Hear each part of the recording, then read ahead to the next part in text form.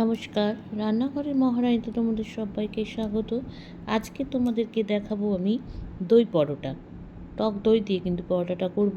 এখানে নিয়ে নিয়েছি ময়দা, দই কিন্তু ভালো করে জল ঝরিয়ে দেখো একদম ফেটিয়ে রেখে দিয়েছি। আচ্ছা, এছাড়া কী নিয়েছি, আছে পেঁয়াজ, চিনি, নুন, আছে একটু দেবো কারি পাতা, কাশ্মীরি লাল লঙ্কার গুঁড়ো, আছে এখানে গরম মশলা, আর আছে চাট মশলা। চলো এবার কিভাবে করছি পরোটাটা তৈরি সেটা তোমাদেরকে দেখাচ্ছি। আচ্ছা, এবার দেখো আমি এটা বাটি নিয়ে নিয়েছি।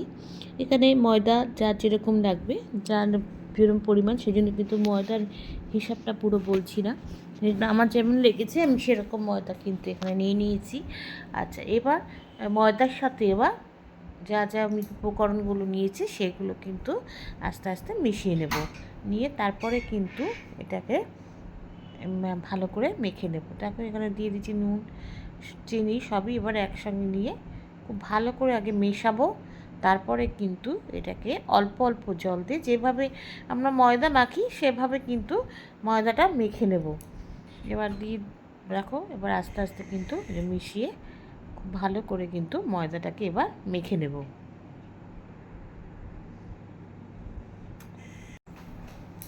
আচ্ছা, এবার দেখো ময়দাটা যেহেতু খুব ভালো করে মিশিয়ে নিয়েছি সমস্ত উপকরণ দিয়ে, এবার একটু লঙ্কা দেবো।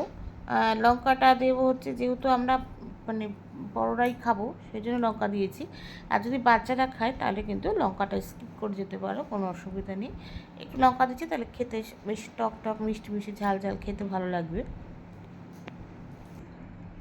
আচ্ছা, এবার কিন্তু যে টক দইটা আমি ফেটিয়ে রেখেছিলাম সেটাকে কিন্তু এবার দিয়ে দেবো। এখানে কিন্তু জল আর ব্যবহার করব না, জল দিয়ে আর মাখবো না, এই টক দই দিয়ে কিন্তু ময়দাটাকে খুব ভালো করে মেখে নেব।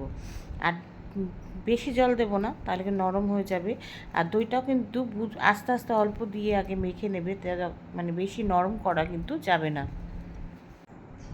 আচ্ছা, ময়দাটা কিন্তু বেশ ঠেসে ঠেসে মেখে নিয়েছি। একটু সময় ধরে মাখতে হবে, তাহলে কিন্তু পরোটাটাও ভালো হবে। আর মানে কী বলবো, দইটা দিয়ে যেহেতু মেখেছি সেহেতু কিন্তু একটু বেশ সময় নিয়ে নিই। দেখো আমি কিন্তু মাখাটা আমার কিন্তু একদম কমপ্লিট। আচ্ছা, এবার পরোটাটা করবো। ময়দাটা কিন্তু মেখে 10 মিনিটের মতো রেস্টে রেখে দিয়েছিলাম। এবার একটু ভালো করে ভালো মেখে নিয়ে তারপর কিন্তু যেরকম আমরা লেচি কেটে পরোটা করি সেরকমভাবে কিন্তু পরোটাটা করব। একটুখানি লেচিটা কিন্তু একটুখানি মোটা নিলে ভালো হয়, সেজন্য আমিও কিন্তু লেচিটা এখানে একটু দেখো বড় আর একটু মোটা টাইপের নিয়ে একটু বড় টাইপের নিয়েছি যাতে বেলতে সুবিধা হয় সেই জন্য। এবার এটাকে আলতো হাতে কিন্তু আস্তে আস্তে একটু ময়দা ছিটিয়ে বেলবো, দিয়ে একটু বেলে নিচ্ছি। বেলার পরে কিন্তু এটাকে সেঁকবো। আর সেঁকার সময় কিন্তু সাদা তেলেই সেঁকবো, ঘিতেও সেঁকা যায়, কোনো অসুবিধা নেই। ঘিটা দিলে কিন্তু খেতে ভালো লাগবে, সেই জন্য কিন্তু আমি অবশ্য ঘি দিইনি, আমি কিন্তু সাদা তেলটাই ব্যবহার করেছি। একটু বড় করে বেললে কি হয়, ফেটে যায় না। দেখো একদম বেলাটা কিন্তু সুন্দর হয়েছে। আচ্ছা, গ্যাসে ফ্রাই প্যান বসিয়ে ফ্রাই প্যানটাতে কিন্তু গরম হয়ে যাওয়ার পরে কিন্তু আমি পরোটাটা দিয়ে দিয়েছি, দিয়ে এবার কিন্তু আস্তে আস্তে সেঁকে নেব। খুব বাড়িয়ে নয়, কিন্তু মিডিয়াম আছে কিন্তু এটাকে সেঁকে নেব।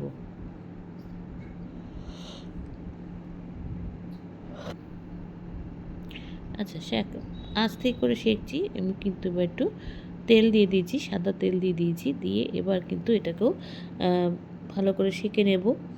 আস্তে আস্তে সেঁকছি, দেখো ছোট্ট সময় নিয়ে সেঁকতে হবে, কেন ভেতরে তো অনেক জিনিস আছে, সেইগুলো যাতে ভালো করে সেঁকা হয়, পেঁয়াজগুলো যাতে নরম হয়ে যায় সেইভাবেই কিন্তু আস্তে আস্তে সেঁকে নিচ্ছি।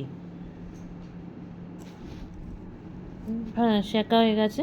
পরোটাটা বেশ অনেকক্ষণ ধরে কিন্তু সেঁকেছি, দেখেই বুঝতে পারছো পরোটা কিন্তু আমার একদম সেঁকা হয়ে গেছে। এবার নামিয়ে নেব। আচ্ছা, হয়ে গেছে। দেখো পরোটাটা আবার একটু এপিট ওপিট ভেজে নিলাম, নিয়ে এবার কিন্তু এটাকে তুলে নেব। আমার হয়ে গেছে পরোটাটা রেডি একদম। চলো এরপর আরেকটা এভাবে ভেজে নিচ্ছি। আর খুব সুন্দর হচ্ছে এটা, এইভাবে এই প্রসেসে করলে কিন্তু পুর ভরার থেকে এইভাবে করে কিন্তু দই পরোটাটা দারুণ হয়েছিল খেতে। আচ্ছা, একদম পরোটা কিন্তু আমার তৈরি হয়ে গেছে। তাহলে পরোটাগুলো একটু সার্ভ করে নিই। আমি কিন্তু এখানে পরোটাটা আলু ভাজার সাথে সার্ভ করেছি, কিন্তু পরে দেখলাম যে না করলে হতো, শুধু কিন্তু খুব ভালো লাগছিলো, যেহেতু এখানে অনেক কিছু দেওয়া আছে, ঝাল মিষ্টি সব কিছু টক, সেজন্য কিন্তু পরোটাটা শুধু খেতেও ভালো লাগছিলো। আচ্ছা, আলু ভাজাটা কিন্তু আমি একদম ঝিরি ঝিরি আলু ভাজা করিনি, একটু মোটা করে কেটে কিন্তু আলু ভাজাটা করেছি।